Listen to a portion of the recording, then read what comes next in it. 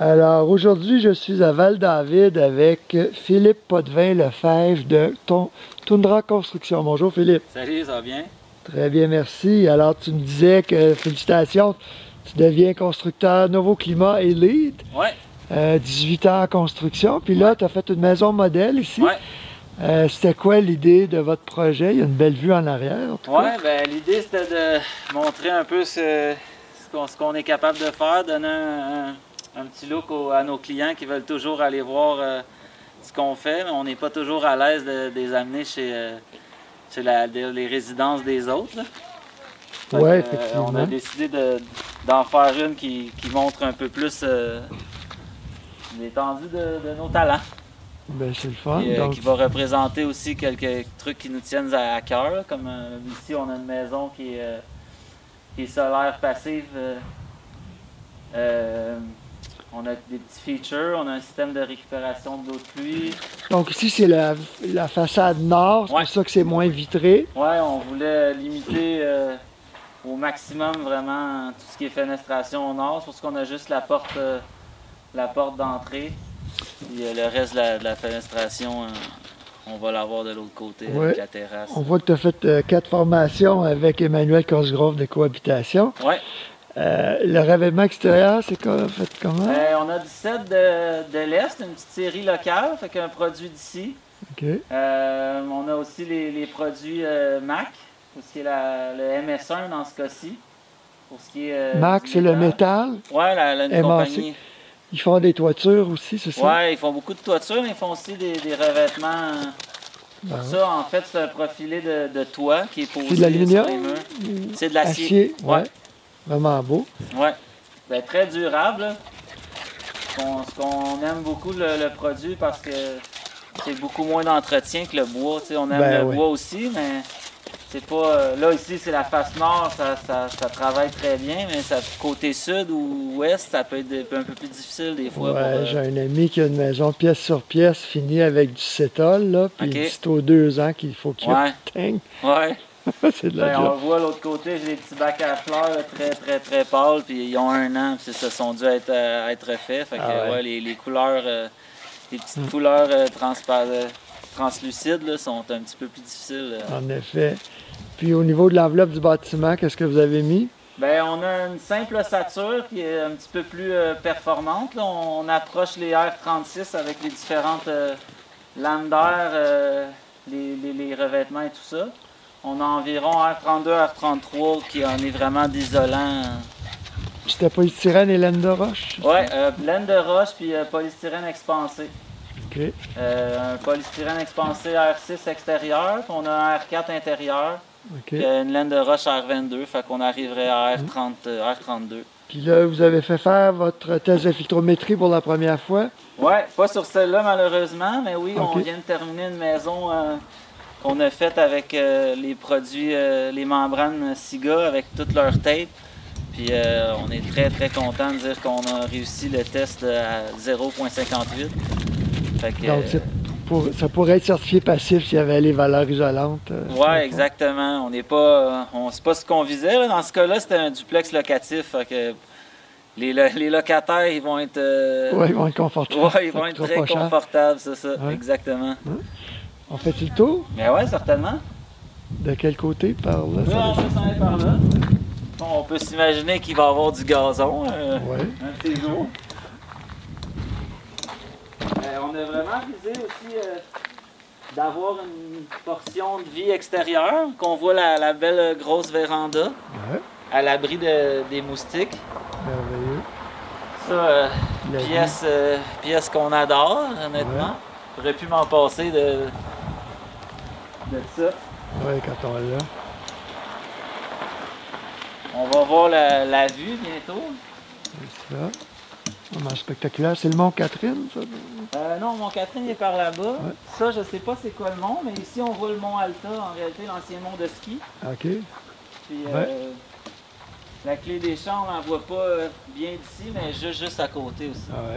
Fait qu'on est en rez-de-jardin ici, on a essayé de vraiment faire quelque chose de plus modulaire. Très joli. Assez moderne. C'est le californien en haut, là, fait sur le long. Puis, En étant fan de jardinage, ici on habite dans le domaine du cerf à Val-David. Puis c'est pas pour rien, il y a beaucoup d'animaux. Fait qu'on a décidé de mettre toutes les bacs de jardinage à l'étage en haut pour être capable de récolter quelque chose à la fin de l'année. Là, la maison est en vente, fait que on a décidé de mettre plus un aménagement floral, des petites plantes un petit peu plus esthétiques. OK. Puis là, vous avez découvert qu'à Val-David, ils ont des exigences pour le solaire passif. Oui. Il y a un petit quelque chose avec la réglementation, là.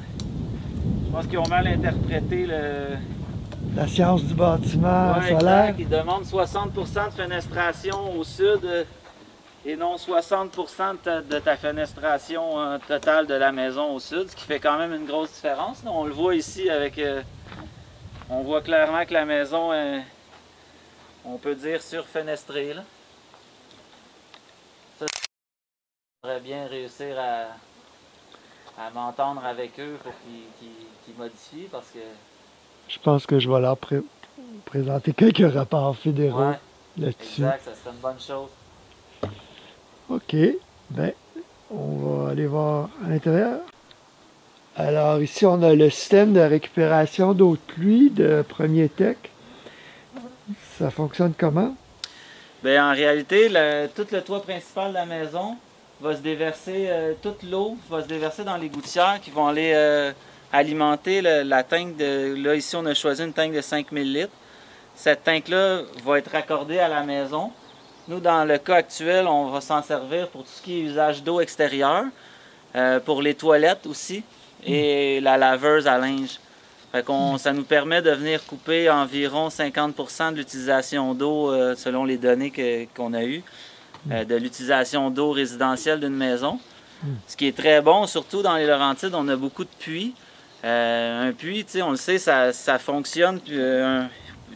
Surtout dans le coin, il n'y a pas toujours des quantités d'eau astronomiques. Là. Fait que c'est bon, c'est vraiment bon pour un puits. On a eu différents clients qui ont eu des problèmes. On fait une belle maison, on fort, finalement, on n'a pas le débit souhaité.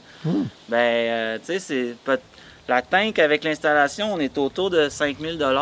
Okay. Fait que pour 5000 $, venir couper 50 % de l'utilisation d'eau, je trouve que c'est un bel ajout, surtout quand l'eau n'est pas là, tu sais, quand on n'a comme pas le choix. Puis je trouve encore là, côté écologique, ben d'utiliser de l'eau de pluie pour les toilettes, je trouve que au lieu de l'eau potable, c'est vraiment un beau geste là, pour...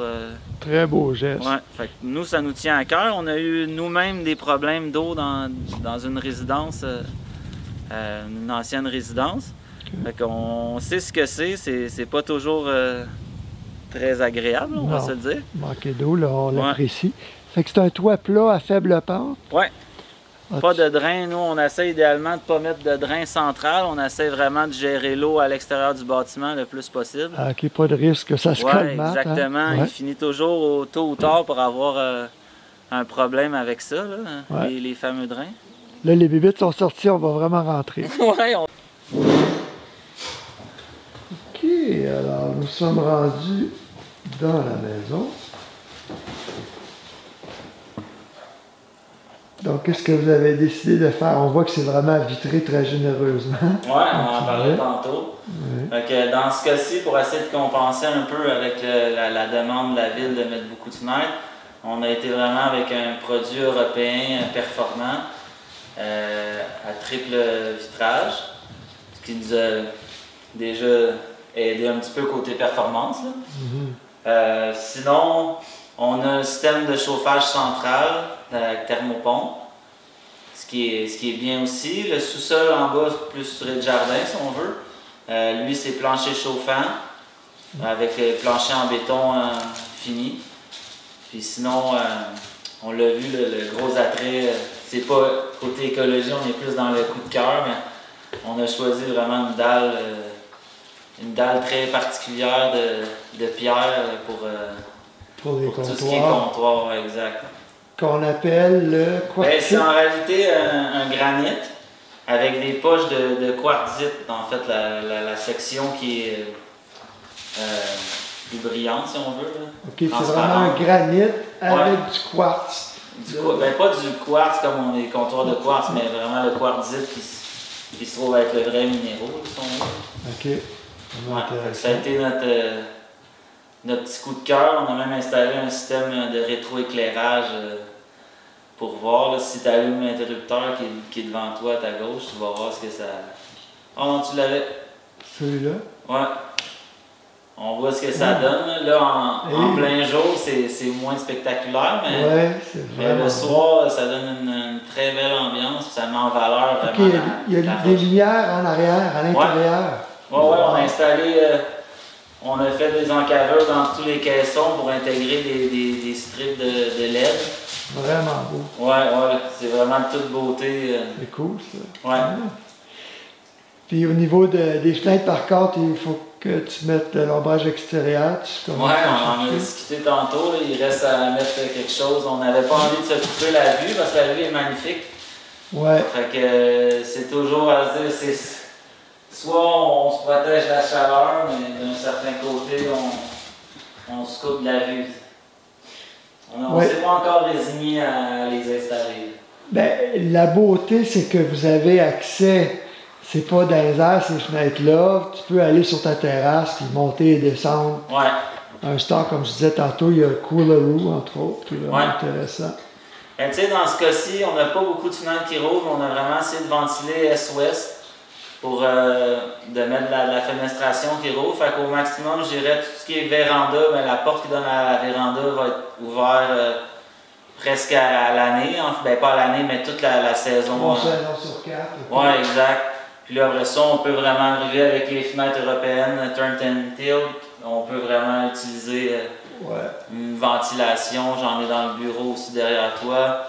Là, comme ça, on a une ventilation naturelle le plus possible, mais il reste des journées d'été où ils ne vendent pas. Dans ce cas-là, c'est dur de refroidir, de tempérer du moins une maison dans ce cas-là. Fait que là, on va aller vraiment avec le système de climatisation centrale. Quand tu as des canicules, oui, mais vous êtes quand même en altitude, il doit quand même, on voit que les fleurs, ça promène un peu. Oui, c'est très rare, honnêtement. La plupart du temps, il y a quelques journées par année où on doit se résoudre à climatiser. C'est vraiment une maison pour faire du vidéo panoramique. Ouais. C'est vraiment le fun. Tu as un chauffage radiant aussi pour l'automne. Oui, exact. On veut vraiment essayer de tirer printemps-automne, de tirer vraiment le profit au maximum de cette pièce-là. Ouais. C'est une fournaise électrique, Honeywell, je vois ici. Puis l'échangeur d'air, c'est quoi? C'est un échangeur d'air. Je ne me souviens pas du modèle par cœur, mais c'est vraiment, on a aussi encore là, on a été chercher dans des modèles performants, un récupérateur de chaleur. Puis en bas, est-ce qu'il y a quelque chose à voir? On peut vous faire un petit tour en bas. On va regarder en bas, c'est vraiment tout ce qui est aire de vie. Puis, aire familiale, les chambres, le petit salon, télé. Puis en haut, c'était vraiment ce qu'on vient de voir, c'était l'air de vie. Donc, on va aller voir ça aussi. Là. Donc ici, on a la chambre des maîtres avec la boule au plafond prise au Maroc. Que traîné en voyage, en auto. Donc, salle familiale ici. Avec la vue, la télé. Tu disais que tu as salon des enfants. Oui.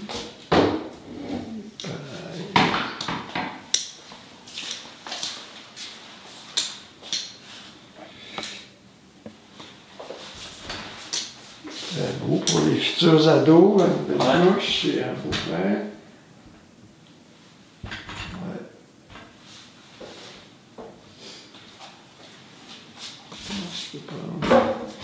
Un peu exigu pour une photo. Puis là, on a la salle mécanique.